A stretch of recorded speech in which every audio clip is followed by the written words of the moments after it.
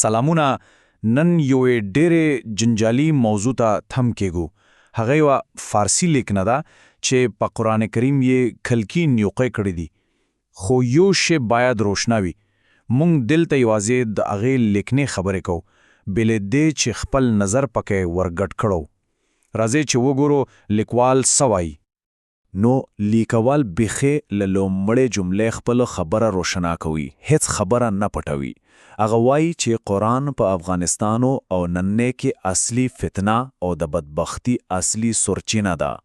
دا نو د هغه د ټول بحث بنیاد دی. یعنی له پیلې راته ویل چې د یو ډېرې سخته نیوکې په لاره زنانو چمتو کړی. ډېر سره. نو د لیکوال د استدلال د پوهېدو لپاره موږ به دا موضوع په 5 برخو کې وڅېړو. اول به د هغه پر مرکزي نظریې وغږیږو، بیا به ګورو چې پر ساینسي ادعاوو یې سر نیوکې دي، ورپسې به په قرآن کې د ادعا شویو داخلي تضادونو خبره وکړو، څلورم برخه به د الهي جزو په اړه د هغه نیوکو ته زرګړې وي، او آخر کې به د لیکوال ورستي چلنج ته ورسو. خو نو راځئ چې په لومړي برخه کې غوټه وو.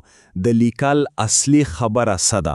هغه ولې قرآن د شخړو او جګړو د سرچینې په توګه معرفي کوي؟ نو د لیکوال مرکزی ادعا بیخي ټکان ورکوونکې ده. هغه وایي چې قرآن صرف یو کتاب نه دی، بلکې د انسانیت اصلي دشمن دی. فکر کوږې هغه د 1300-1400 کلونو ټول جهالت، جګړې او کراونه د هم د متن پر غاړه اچوي. د واقعي و ډیره لویا ادعا ده. نو لیکوال خپل د لویا ادعا څنګه ثابتوي؟ هغه له ساينس څخه پیل کوي.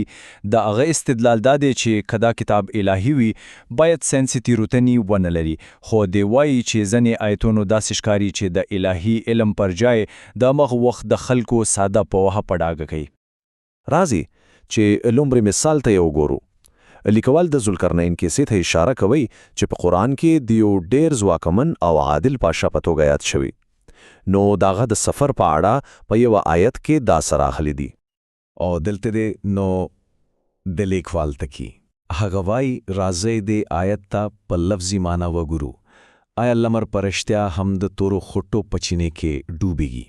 ساينس وایي نه. نو د لیکوال پیاند دا جمله الهی وحی نشي کېدلی دی، بلکې دا د هماغو وخت یوه ساینسي تیروتنه ده. دا خو یو مثال و.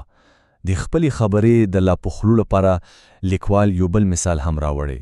دا ځل هغه د هغو آیاتونو خبره کوي چې د زمې د شکل په اړه دي.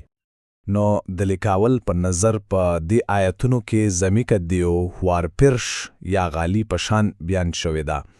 هغه وایي دا هم یو بله لویه ساینسي تیروتنه ده، ځکه موږ تاسو ټول پوه کېږو چې زمې ګرده ده، نه هواره. ډېر څه له ساینسي نیکو وروسته لیکوال خپل بیس یو بل پړاو ته بیایي، او اوس هغه د قرآن داخلي جوړښتن ته ګوري او ادعا کوي چې په خپله په کتاب کې داسې خبرې شته چې یوه له بلې سره په ټکر کې دي. د لومړی تضاد د خودلو لپاره لیکوال یوه ډېره ساده خو ډېر مهمه پوښتنه کوي. د قرآن په وینا په تاریخ کې تر ټول لومړی مسلمان څوک و؟ او ځواب یې اوسه پیچیدې دي. دلته وګورئ. یو شمېر آیتونه په ډاګه وایي چې محمد صلی الله علیه وسلم لومړی مسلمان دی. خو بیا نور آیتونه راځي چې وایي نه، ابراهیم هم مسلمانو او حتی د عیسی حواریون هم ځانونه مسلمانان بلل. نو لیکوال وایي دا څنګه کېدلی شي؟ دا خو یو ښکاري تضاد دی. راځئ دویم ادعا شوی تضاد ته. د ځل موضوع د وخت په اړه ده. پوښتنه دا ده د خدای په نزد یو ورځ څومره اوږده ده؟ او دلته هم جواب یو نه دی. په یو ځای کې قرآن وایي چې د خدای یو ورځ زموږ له 1000 کالونو سره برابر ده، خو په بل ځای کې بیا وایي چې نه 50 کاله ده.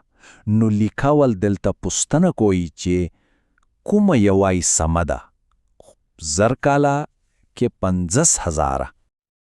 اوس به د بحث هغې برخې ته راورسېدو چې شاید تر ټولو ډیره جنجالي او پاروخونکې وي.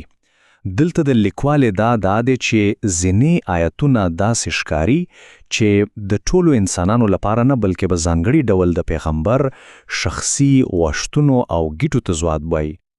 یعنی د لیکوال استدلال دادی چې ولی خدای دی او کسته ځانګړې اجازه ورکوي هغه په دې باور دی چې دا ډول آیتونه الهي نشکاری بلکې داسې ښکاري لکه د ځینو شخصي کارونو دپاره چې الهي توجیه جوړه شوې وي نه دا چې د ټول بشریت دپاره یو عمومي قانون وي. د خپلې دې خبرې د ثبوت لپاره لیکوال له قرآن څخه څو مشخص مثالونه راوړي. مثلا دا چې هرې مومنې ښځې کولی شو خپل ځان پیغمبر ته وړاندې کړي، یا دا چې پیغمبر کولی شو د خپل میرمنو ترمنځ د نوبت په ویش کې بدلون راولي. دریم د خپل متبني زوی له طلاق شوی میرمن سره د واده اجازه، او څلورم د یو وینځ سره د اړایي کې په سر خپلو میرمنو ته د الهي توجیه وړاندې کول. ډیر سه اوس د بحث پای ته رسیږو. په دې وروستۍ برخه کې لیکوال خپلې ټولنیو کې له ساینسي تېروتنو نیولې تر تضادونو او شخصي اجازو اخلي او له نننۍ سره تړي. پوښتنه دا دي دا تاریخي بحث له نننیو ستونزو سره څه تړاو لري؟ او دلته لیکوال یوه ډیره مستقیمه او شاید د ډیرو لپاره ټکان ورکوونکې اړیکه جوړوي. هغه وایي چې د طالبانو په شان د ډلو کړنې کومه نوې خبره نه ده. د هغې په اند دا ډلو په حقیقت کې هماغه قانونو او اجازې پلي کوي چې په قرآن کې ذکر شوی او د هغو پرې مخکې نیکه وکړه. او بیا لیکول خپله تر ټولو نیغه پوښتنه کوي.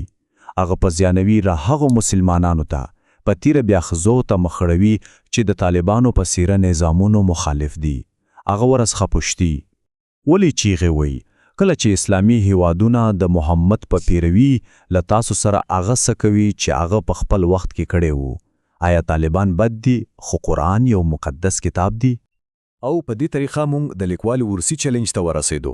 هغه خپله خبره په یوې ورسی ډېرې فکر پارونکې پوښتنې پای ته رسوي. آیا خلق چې تشتي یوازې له طالبانو تشتي او که په اصل کې له هغو قوانینو تشتي چې په قرآن کې دي او طالبان یې یوازې پلي کوي؟ لیکوال د دې پوښتنې ځواب هر چاته پرېږي چې په خپله یې په اړه فکر وکړي.